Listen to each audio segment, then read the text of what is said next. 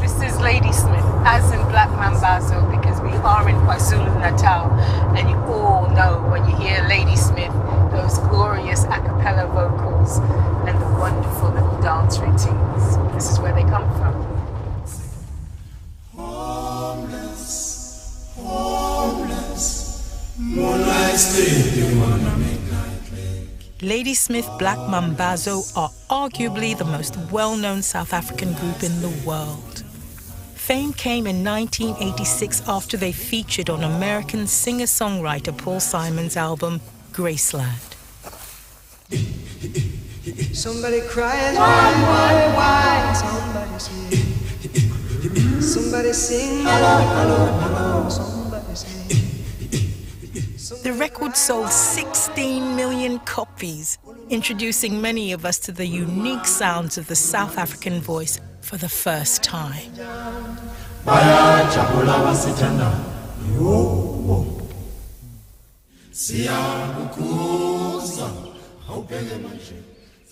Oh, you can hear the vocals. Oh, the a cappella vocals of Lady Smith, yes. Is this where it came out? But this part of South Africa is home to hundreds of similar vocal groups, all singing these signature Zulu call and response harmonies.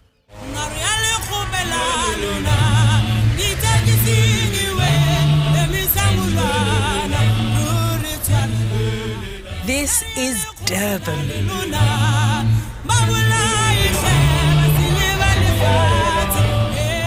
The third biggest city in the country on the shores of the Indian Ocean.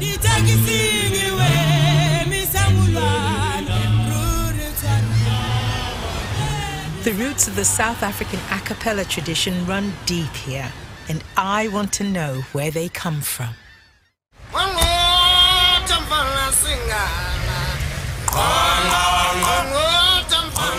In one of the most deprived neighborhoods of Durban, groups of Zulu vocalists gather to sing in all-night competitions. Do you sing with the Zulu Messengers? No, we're supporters. Oh, you're supporters, super fans. Every week, fans gather to listen to their favorite choirs, and the competition is fierce. How many times have they won? Like 100 times. 100 times? Yes. 100 times. Of course, yes. So what are you going to do if they come last tonight? Faint! The singing style is called Isicathamiya, seized upon by homesick migrants forced to leave their rural homes in KwaZulu-Natal to work long hours underground in gold and mineral mines.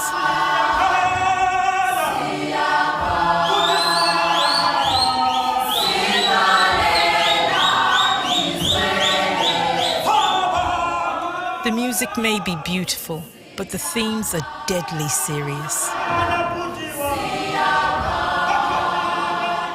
During weekends, guys were living in the hostels, working in mines. The very poor areas, Yeah. These people are very suffering, very suffering.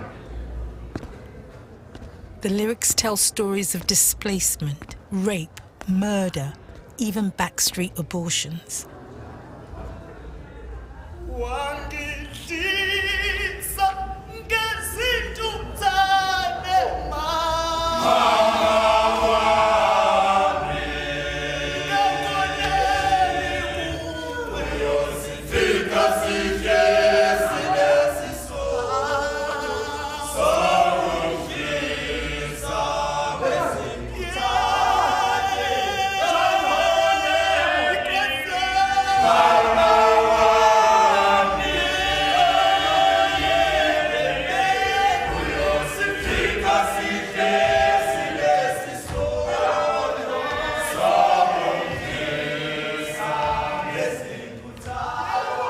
What we are singing about, we feeling. That's a main point. We have to feel something if you sing. It was just so strong. It's a type of music that's always producing the messages.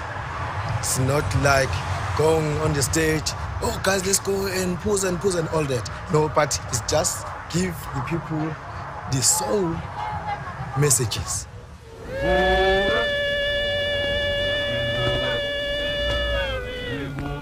The song Mbube was the very first commercially successful Isicathamiya record, recorded in 1939 by Solomon Linda.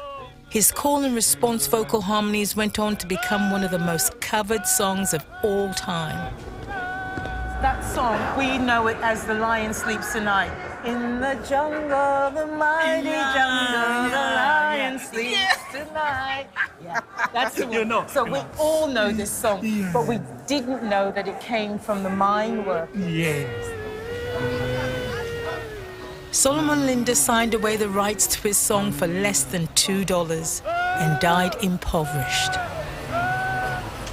And 80 years later, poverty remains the central theme of this uniquely South African music.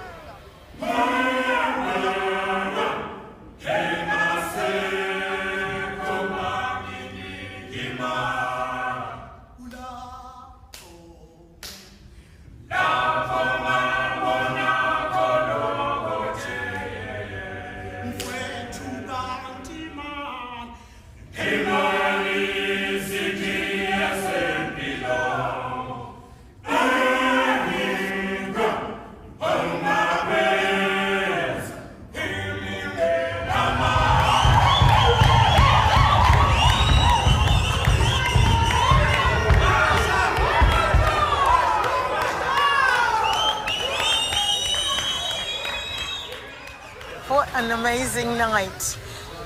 It was just so exhilarating. I mean, it's virtually 5 o'clock and I could listen to all that again.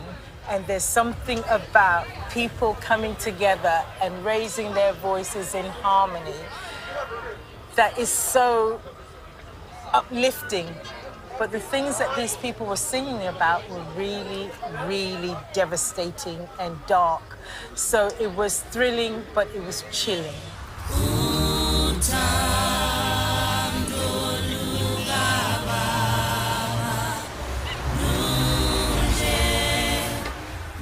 I shouldn't be surprised by the harrowing lyrics of Isicathamiya, given the oppressive colonial history of South Africa.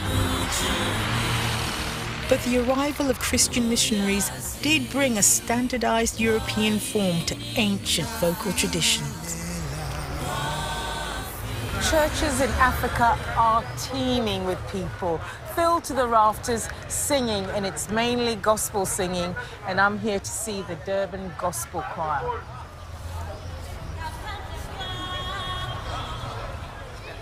American spiritual and minstrel shows influenced South African musicians. But long before that, white settlers brought Christian hymns sung in 4-part harmony.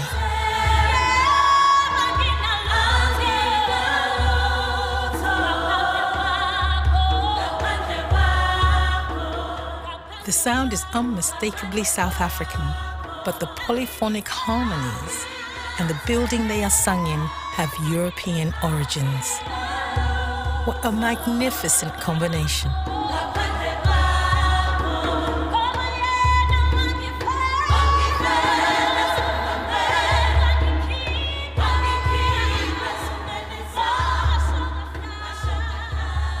You know, when you put on alto, soprano together, and tenor, and put on the bass, there's this harmony that is so beautiful. There's something about harmony that just makes you connect and makes you step over into another space.